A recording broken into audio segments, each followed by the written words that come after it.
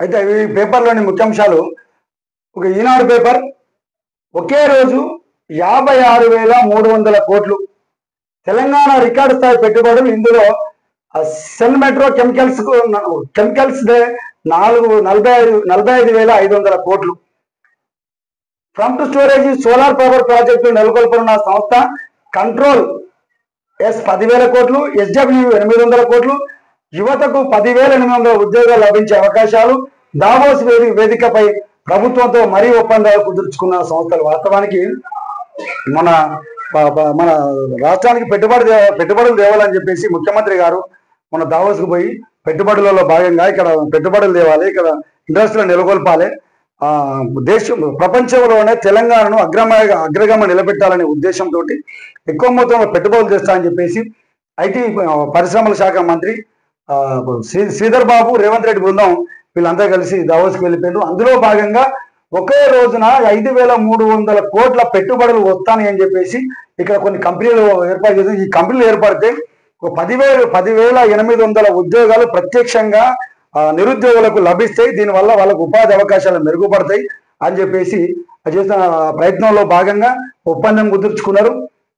ఒప్పందానికి సంబంధించినటువంటి లేఖలు ఇలా మార్చుకుంటారు. ఇది మనం చూడొచ్చు. ఇంకోటి, దావోస్లో జరుగుతున్నటువంటి ప్రపంచ ఆర్థిక వేదిక సదస్సులోని తెలంగాణ మరో కొత్త రికార్డు నమోదైంది. గతంలో ఎన్నడలేని విధంగా ఒక్కరోజు భారీ పెట్టుబడులు సమీకరించి బుధవారం ముఖ్యంగా 3 కంపెనీల ద్వారా 56,300 కోట్ల పెట్టుబడులు సంబంధించిన ఒప్పందాలు కుదుర్చుకున్నారని చెప్పేసి ఒక వార్తకి ఇచ్చిండ్రు. ఇది సూపర్ పరిణామంగా గుర్తించుకోవాల్సిన అవసరం ఉంటుంది. ఇంకోటి, ఇది ఘోరమైన వ్యవస్థ. మన దేశం ఇదైతే ఇది మహారాష్ట్రలో జరిగిన సంఘటన. ఇది దిగ్బాధకు గురి చేసేటువంటి సంఘటన. దీన్ని గుర్తు చేయాల్సిన అవసరం ఉంటుంది. పట్టాలపై నెత్తుడి దార. మహారాష్ట్రలో ఘోర రైలు ప్రమాదం, 12 మంది మృతి, 15 మంది గాయాలు. వాస్తవానికి ఏంటంటే అక్కడ ట్రైన్ పోతా ఉన్నది, మహారాష్ట్ర ట్రైన్ పోతా ఉంటే ఆ ట్రైన్లో ఏదో పట్టాల దగ్గర నుంచి మంటలు వస్తే, అయ్యో మంటలు ఈ బోగీలు అంటుకున్నదని చెప్పేసి అభద్రత భావం పోటీ వాళ్ళు బయటకు దొరికిండ్రు. అట్నుంచి వచ్చేది ఒక ట్రైను వీళ్ళని తాకడం వల్ల 12 మంది చనిపోయినరు, అందులో 15 మంది గాయాలైనవి అని చెప్పేసి చూసిండ్రు. వాస్తవానికి ఇదైతే ఇది దేవుడు అనుకుంటా అంటాం మనం. వాళ్ళు ఎక్కడికి పోవాల్సిన గమ్యాలను దించేసేసి దేవుడు రాసి పెట్టి ఉన్నదో పాపం. ఇలాంటి దృష్టి పెట్టుకోవాల్సిన, చూడాలి అసలు ఏం జరిగింది ఏం కాదు అని చెప్పి చూడాల్సిన అవసరం ఉంటే. మంటలు చెలరేగానే వదంతులు లాగి పక్క ట్రాక్ పై వెళ్లే ప్రయాణికులు, వారిని ఢీకొట్టిన కర్ణాటక ఎక్స్ప్రెస్. రైల్లో మంటలు చెలరేగా అన్న వదంతి ఉత్తర మహారాష్ట్రలోని జరిగింది. దానికి సంబంధించి 12 మంది ప్రాణాలు కోల్పోయారని చెప్పేసి ఒక వార్తకి ఇచ్చి దిగ్భ్రాంతికి గురి చేసేటువంటి విషయం. ఇంకోటి, మన రాష్ట్రంలో ఇంకోటి పెద్ద వ్యవస్థ జరుగుతూ ఉన్నది.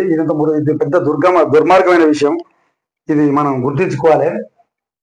సభ్య సమాజం ఎక్కడికి పోతుంది, ఏం జరుగుతుంది, రోజు రోజుకు ఏం మారుతుంది. చదువుకున్న మనమే రోజు రోజుకు కుటుంబాలని విచ్ఛిన్నం చేసుకుంటాను. నిన్నగాక మొన్న 18 తారీఖు నాడు గర్భవతిని ఒక భర్త అనుమానంతో మూతి మీద గుడ్డ పెట్టి చంపితే కడుపులో బిడ్డ బయటకు వచ్చింది. అంత దుర్మార్గమైన విషయంలో ఉన్నాం మనం. ఇది ఎక్కడికి పోతానో సభ్య తల్లిదండ్రులు పుట్టిన మనం ఇట్లా చేస్తూ ఉంటే ఎక్కడ నేర్చుకుంటట్టు. ఒక ఉద్యోగస్తుడు, అన్ని తెలిసిన వ్యక్తి, ఆయన వాస్తవానికి ఏం చేసిండు, వాళ్ళ భార్యను ఇచ్చిండు. వాళ్ళ భార్యను ముక్కలుగా కోసి కుక్కర్లో ఉడికించి, ఆమె ప్రవర్తనపై అనుమానంతో భర్త దారుణం. ఇంత సమాజము, ఈ సభ్య సమాజం సిగ్గుపడేటువంటి వ్యవస్థ. ఒక భార్య మీద అనుమానం పెంచుకునేటువంటి భర్త, ఆయన రిటైర్డ్ ఆర్మీలో చేసినటువంటి ఒక వ్యక్తి, 39 సంవత్సరాల, వాళ్ళకి 2 చిన్నపిల్లలు కూడా ఉన్నారు. భార్య మీద అనుమానంతో ఆ భార్యను ముక్కలుగా కోసి కుక్కర్లో వండి 3 రోజులు ఎండబెట్టి దాన్ని ముక్కలు దంచి రోట్లేసి దంచి ఆ పొడిని తీసుకుపోయి చెరువులో పడేసిన సంఘటన. ఎంత దుర్మార్గంలో బాబు ఇది. ఎక్కడ పుట్టినావు, ఎక్కడ నీ ఆలోచన విధానం ఎక్కడ పోతుంది? అసలు మనిషివేనా 60 ఏం చేసినట్టు నువ్వు? ఇంత అనుమానం అందులో వదిలిపెట్టవలసిన సందర్భం ఉంటే, నీకు అక్కో చెల్లు, నీకు కూడా బిడ్డ ఉన్నది, ఇలాంటి చేయకుండా ఉండాల్సింది. దానికంటే మొదలు కూడా చేసినది ఏంటంటే, దీనికోసం చదువుకుంటే ఈ అమ్మాయిని చంపేదా, వాళ్ళ భార్యను చంపేదానికంటే మొదలుగా ఏం చేసిండు, ఒక కుక్క దగ్గర ట్రయల్గా చేసిండు. కుక్క దగ్గర పోయి కుక్కని చంపి ఆ కుక్క కత్తి పడితే ఎంత బలంగా కొడితే ఎంత ముక్క వస్తుంది అనేది ఒక ఆలోచన చేసి వాడు ఫస్ట్ కుక్కని చంపి ఆ కుక్కని తీసుకపోయి షెర్లేసిందట. ఎంత దుర్మార్గుడు వాడు. దానికి సంబంధించిన వార్త చదువుకుందాం. సరూర్ నగర్ జరిగింది, సరూర్ నగర్ లో జరిగింది. సరూర్ నగర్ సరూర్ నగర్ జరిగినటువంటి సంఘటన. ఉడికిన ముఖ్యలను 3 రోజులు ఎండబెట్టి దంచిన దుర్మార్గుడు, పొడిని చెరువులో పోసిన వైనం. అమీర్పేటలో మాజీ జవాన్ ఘోరం, తనతో గొడవపడి ఇంట్లో నుంచి వెళ్ళిపోయిందని అత్తగారికి ఫోను, ఆమెతో కలిసి పోలీసులకు ఫిర్యాదు.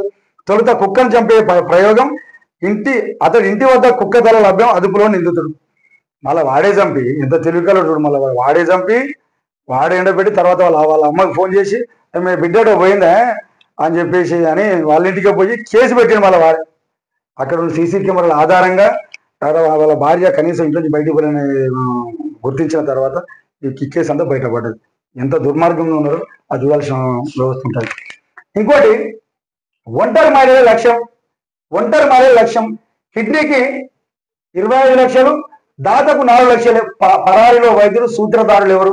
దక్షిణాదిలో ఆర్ఎంపీల ఏజెంట్లు, ఇతర రాష్ట్రాల యూరాలజిస్టుల సర్జరీలు. నెల క్రితం శస్త్రచికిత్స వికటించిన మహిళా మృతి. ఇది ఒక్కటే మన వెలుగులోకి వచ్చింది. ఇలాంటి ఎన్ని జరుగుతాను, ఎందుకంటే మహిళ చనిపోవడం వల్ల ఇది బయటకు వచ్చింది. ఇది కూడా ఒంటరి మహిళనే టార్గెట్ గా చేసి వాళ్ళ కుటుంబాలకు ఉన్నటువంటి సమస్యలను, వాళ్ళ కుటుంబ ఆర్థిక పరిస్థితిని వీళ్ళు ఛార్జ్గా చేసుకొని ఇలాంటి చేశారు. వాస్తవానికి ఏంటంటే ఈ వార్త మనం చదువుకుంటే దిల్సుఖ్ నగర్ అలకానంద ఆసుపత్రిలో కిడ్నీ రాకెట్ల నీళ్ళు ఒక్కొక్కటిగా వెలుగులోకి వస్తున్నాయి.